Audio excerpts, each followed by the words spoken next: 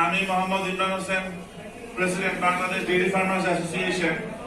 আমাদের খামারিদের দাবি, আমাদের ডেইরি ফার্মার, আমাদের ফিশ ফার্মার এবং আমাদের পোল্ট্রি ফার্মার সবার দাবি অনতিবিলম্বে এই সয়াবিন মিল ইন্ডিয়াতে রপ্তানি করা বন্ধ করা হোক। অনতিবিলম্বে ইন্ডিয়া থেকে হিমায়িত মাংস আমদানি নিষিদ্ধকরণ করা হোক। অনতিবিলম্বে আমাদের বিদ্যুৎ বিল কৃষি আওতায় আনা হোক এবং দুধের দাম সরকারের মাধ্যমে আমরা নির্ধারণ করতে বলে আসছি অনেকদিন যাবত, কিন্তু এর কোনো পদক্ষেপ আমরা দেখতেছি না আমাদের মন্ত্রণালয়ের তরফ থেকে। এবং আমাদের গো খাদ্যের যে ঊর্ধ্বমুখী দাম, যে ঊর্ধ্বমুখী টিসিবির মাধ্যমে এই দাম নিয়ন্ত্রণ করার একটা সুব্যবস্থা গ্রহণ করা হোক। গত 3 মাসে আমাদের দেশে হিমায়িত মহিষের মাংস প্রায় 6000 টন আমদানি হয়েছে। আপনি যদি এটা নিয়ে ইউজ করতে চান, আমাদের কাছে সব ডকুমেন্ট আছে, পোর্ট থেকে উঠানো সব ডকুমেন্ট আছে। এবং যেই জায়গায় আমাদের মৎস্য ও প্রাণী সম্পদ মন্ত্রণালয় বলতেছে, তারা গর্বের সাথে ক্লেম করতেছে যে আমরা অলরেডি মাংসে স্বয়ংসম্পূর্ণতা অর্জন করতে সক্ষম হয়েছি, সেই জায়গায় মৎস্য প্রাণী সম্পদ মন্ত্রণালয়ের একটা অধিদপ্তর জেলা প্রাণী সম্পদ কর্মকর্তা চিটাগাংয়ের ডিএলও কিভাবে এটা ছাড়পত্র ইস্যু করে, এটাই আমার সবচেয়ে বড় প্রশ্ন। যে জায়গায় মন্ত্রণালয় নিজে ক্লেম করতেছে যে আমরা মাংসের স্বয়ংসম্পূর্ণতা অর্জন করতে সক্ষম হয়েছি, সেই জায়গায় এই মন্ত্রণালয়ের অধীনস্থ চিটাগাংয়ের জেলা প্রাণী সম্পদ কর্মকর্তা কিভাবে এই সার্টিফিকেটটা ইস্যু করে। এই সাইটোস্যানিটারি সার্টিফিকেট তো উনি ইস্যু করার এখতিয়ারই নাই। সাইটোস্যানিটারি সার্টিফিকেট ইস্যু করতে পারে কোন ল্যাবরেটরি ইনচার্জ, যারা এগুলো গবেষণা করে, কিংবা যারা ভিএসটিআই করতে পারে, কিংবা আপনার সায়েন্স ল্যাবরেটরি করতে পারে। কিন্তু ওনার সাইটোস্যানিটারি সার্টিফিকেট যে ইস্যু করতেছেন, সাইটোস্যানিটারি যে টেস্ট গুলা আছে, সেই টেস্ট গুলার জন্য উনি বলতেছেন যে এটা সিবাচু থেকে ওনারা টেস্ট করাচ্ছেন।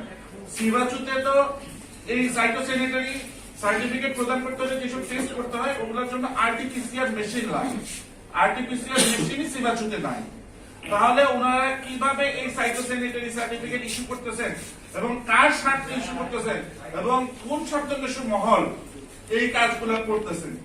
আমরা চিটাগাং কোর্ট থেকে খবর পেলাম যে অনেক বড় অঙ্কের টাকার বিনিময় এই সার্টিফিকেটটা ইস্যু হচ্ছে। তাহলে এই টাকার ভাগটা কে কে পাচ্ছে? আপনারা সাংবাদিক ভাইরা মনে হয় খোঁজ করলে পাবেন। রেজাউল হক, উনি এখন চিটাগাংয়ের ডিভিশনাল ডিরেক্টর। আসলে বাংলাদেশের দুধের রাজধানী হচ্ছে সিরাজগঞ্জ। বাংলাদেশের সবচেয়ে বেশি দুধ উৎপাদন হয় সিরাজগঞ্জে। আমাদের দেখতে হবে যে বাংলাদেশের 90% দুধ কি দামে বিক্রি হয়। বাংলাদেশে 5%, 10% দুধ হয়তো বা কোনো কোনো জায়গায় একটু প্রিমিয়াম দামে বিক্রি হয়। সেটা আসলে exceptional, cannot be an example. আমাদের বাংলাদেশের বৃহত্তর সবচেয়ে বেশি সংখ্যক দুধ কোথায় বিক্রি হয় এবং কত দামে বিক্রি হয়, সেটাই আমাদের এক্সাম্পল। যেমন আমরা জানি আমাদের দুধ যে প্রসেসররা যে কিনে, মিল্কভিটা, আরং, প্রাণ, আকিজ, এরা আমাদের খামারিদের কাছ থেকে দুধ কিনে 40 থেকে 42 টাকা কেজি। তো এবং গ্রামে গঞ্জে বিভিন্ন বড় বড় মিষ্টির কারখানাওয়ালারা, আইসক্রিম ফ্যাক্টরি, ইগলু, এরা যে দুধ কিনে, এগুলো হচ্ছে লেগে আমাদের খামারিদের কাছ থেকে তারা 40 থেকে 42 টাকা মূল্যে এই দুধটা ক্রয় করে থাকে। খাবারের দাম যেভাবে বাড়তেছে, সেই তুলনায় গত 5 বছরেও আমাদের খামারিদের দুধের মূল্য বাড়ায় দেওয়া হয় নাই। অথচ 5 বছরে খাবারের দাম বাড়ছে 1.5 গুণ, মানে দ্বিগুণের কাছাকাছি। তো এমন অবস্থায় খামার বন্ধ হয়ে যাওয়ার উপক্রম। আমরা এখন গর্ব করে বলতেছি যে আমরা 1,06,00,000 মেট্রিক টন দুধ উৎপাদন করতে সক্ষম। আমাদের লক্ষ্যমাত্রা 1.5 কোটি মেট্রিক টন দুধ উৎপাদন করা। আমাদের লক্ষ্যমাত্রা থেকে কিন্তু এখন আমরা ইউটার্ন নিয়ে ফেলবো। আমরা একটা ইউটার্ন সিচুয়েশনে চলে আসছি। এখন যদি সরকার সরাসরি ভাবে এই জায়গায় হস্তক্ষেপ করে, আমাদের মাননীয় প্রধানমন্ত্রী সরাসরি হস্তক্ষেপ আমরা এই জায়গায় কামনা করতেছি।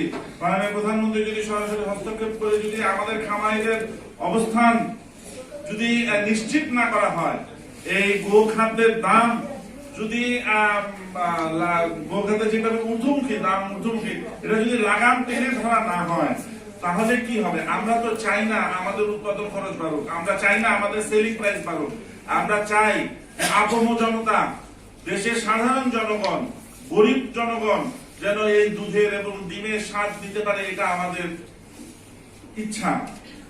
আমরা এই যে ইন্ডিয়া থেকে মহিষের মাংস রপ্তানি হয়, ইন্ডিয়া থেকে মহিষের মাংস রপ্তানি হলে সরাসরি তারা 30% ইনসেন্টিভ পায়।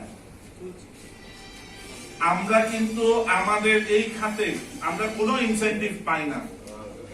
আমরা সরকারের কাছে অনেক ভাবে আবেদন জানায় আসছি যে আমাদের এই গো খাদ্যের উপরে, মৎস্য খাদ্যের উপরে, পোল্ট্রি খাদ্যের উপরে একটা ইনসেন্টিভ দেওয়া হোক, যাতে আমাদের প্রোডাকশন কস্টটা কমে এবং আরো ব্যাপক চাহিদা বাড়বে এবং মানুষ পুষ্টিহীনতায় ভুগবে না। মানুষের পুষ্টির চাহিদা 100% ফুলফিল করতে আমরা সক্ষম হব।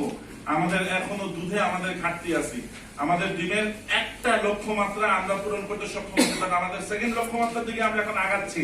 আমাদের সেকেন্ড লক্ষ্যমাত্রা যদি পূরণ করতে হয় তাহলে কিন্তু আমাদের সরকারের পৃষ্ঠপোষকতা লাগবেই।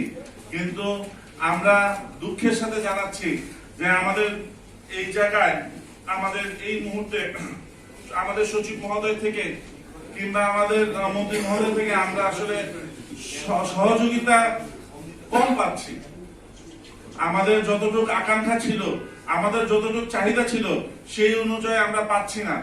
আমাদের মন্ত্রণালয় তো পারতো এই সয়াবিন মিল রপ্তানি উৎসাহিত করার জন্য আন্তঃ মন্ত্রণালয় মিটিং করে তারাও কমপ্লেন করতে পারতো, কিন্তু তারা আমাদের খামারিদের কথা চিন্তা করতেছে না, বিধায় করে নাই।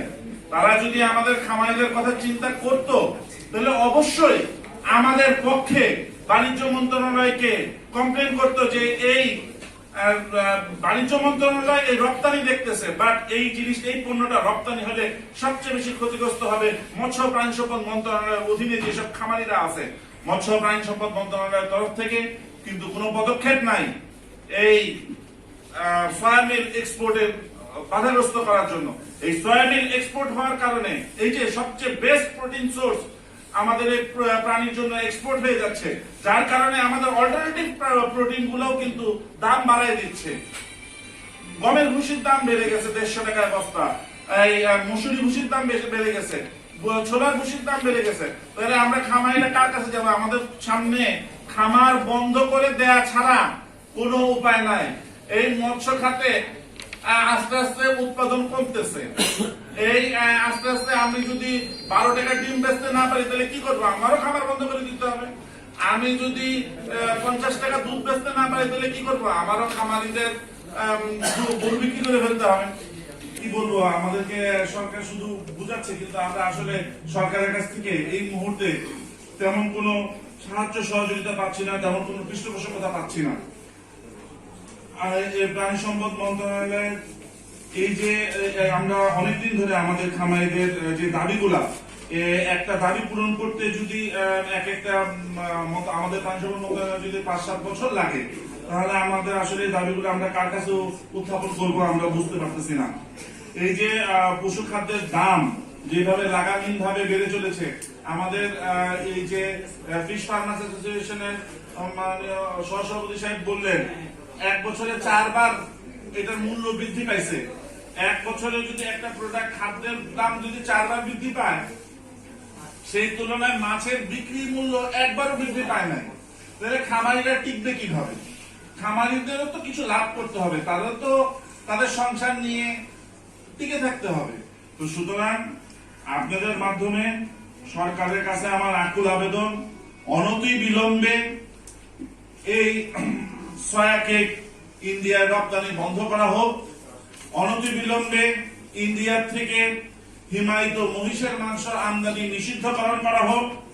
অনতি বিলম্বে আমাদের বিদ্যুৎ বিল কৃষির খাতে, কৃষির আওতায় এনে দেওয়া হোক এবং আমাদের দুধের ন্যায্য মূল্য নিশ্চিত করা হোক এবং টিসিবির মাধ্যমে আমাদের গোখাদ্যের দাম একটা পর্যায়ে এনে নিয়ন্ত্রণ করা হোক। আপনাদের সবাইকে অনেক ধন্যবাদ।